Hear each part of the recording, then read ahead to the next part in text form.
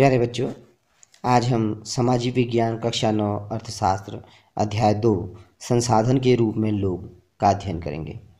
पिछले पाठ पालमपुर गांव की कहानी में हमने गांव में होने वाले उत्पादक, भूमि, संसाधन आदि और पूंजी आदि का अध्ययन किया था।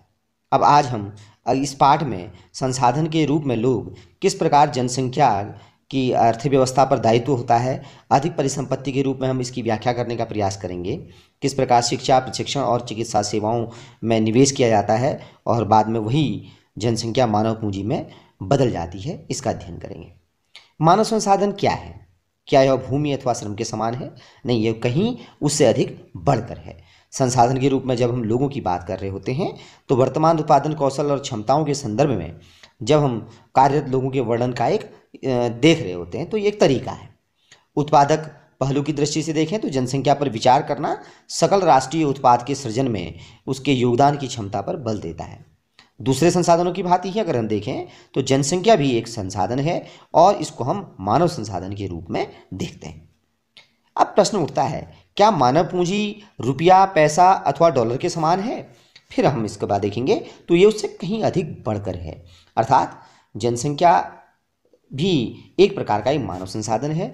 विशाल जनसंख्या का एक सकारात्मक पहलू है जिसको हम अधिकतर अनदेखा कर देते हैं जब हम इसके अधिकतर नकारात्मक पहलू को देखते हैं, जिसमें हम देखते हैं कि भोजन, शिक्षा और स्वास्थ्य सुविधाओं की जनसंख्या तक पहुंच में समस्याएं आ रही होती हैं। हम उस पर अधिक चर्चा कर रहे होते हैं, जबकि मानव संसाधन को अधिक शिक्षा, स्वास्थ्य और के द्वारा और अधिक विकसित किया जा सकता है। जब हम इसे मानव पूंजी निर्माण कहते हैं तो भौतिक पूंजी के निर्माण की भांति ये देश की उत्पादक शक्ति में वृद्धि कर रहा होता है। मानव पूंजी में निवेश करें तो शिक्षा, प्रशिक्षण, स्वास्थ्य सेवा के द्वारा भौतिक पूंजी की भांति प्रतिफल प्रदान करते हैं। अधिक शिक्षित और बेहतर लोग होंगे, बेहतर प्रशिक्षित लोग होंगे तो इनकी उच्च उत्पादकता से जो आय होगी, अधिक स्वस्थ लोग होंगे उच्च उत्पादकता के रूप में इसको हम प्रत्यक्ष तौर पर देख सकते हैं।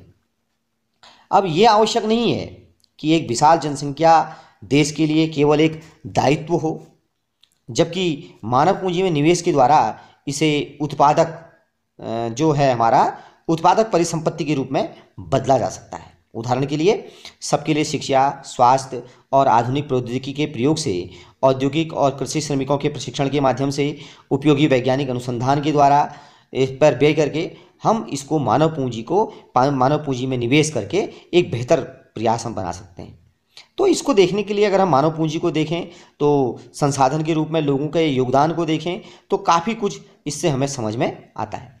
जापान एक ऐसा देश है जिसने मानव संसाधनों पर, अपने मानव पूंजी पर सबसे अधिक बेहतर निवेश किया है, जबकि जापान में प्राकृतिक संसाधनों की अत्यंत कमी होती है। इसको समझने के लिए हम एक कहानी, शकल और विकास, दो मित्रों की कहानी को जानने का प्रयास करेंगे। उससे हमें काफ़ी कुछ इसमें समझ में आ जाएगा। पहले हम समझते हैं, दो मित्र हैं, विलास और शकल।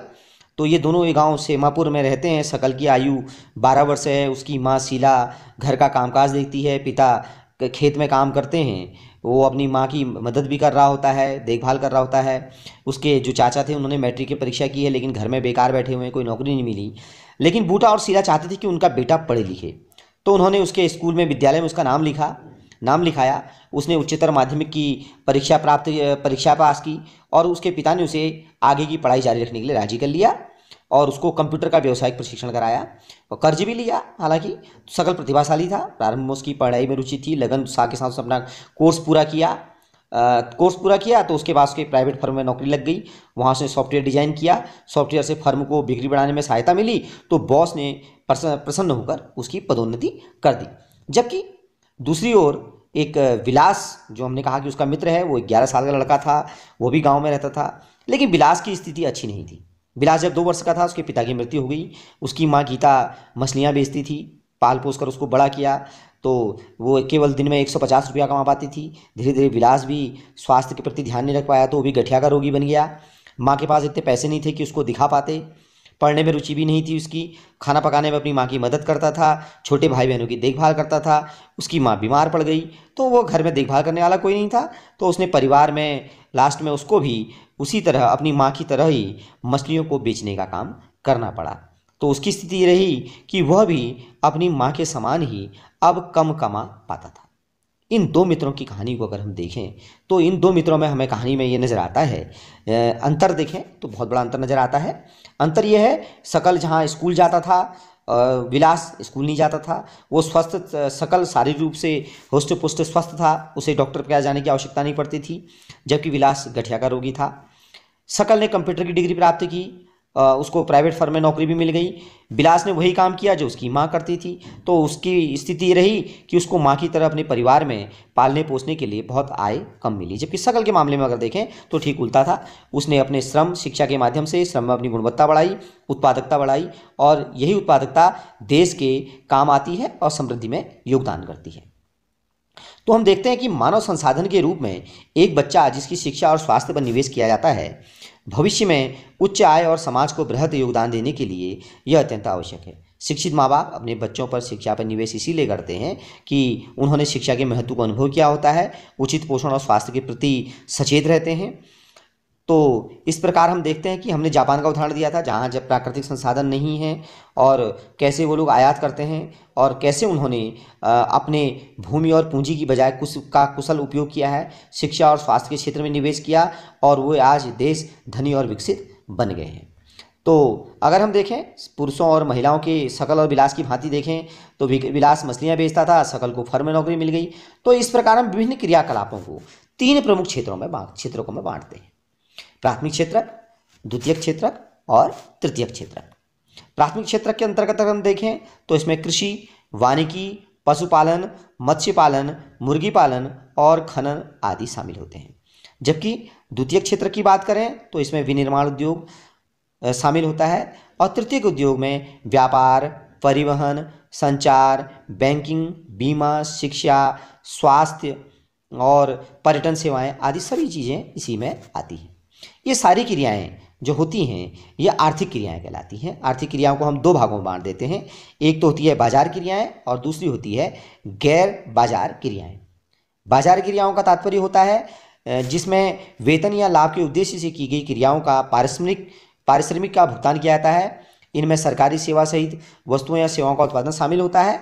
जबकि गैर बाजार क्रियाओं का अभिप्राय होता है स्व उपभोग के लिए उत्पादन करना, अर्थात इसमें हम प्राथमिक उत्पादों का उपभोग और प्रसंस्करण और अचल संपत्तियों का स्वलेखा का उत्पादन आता है।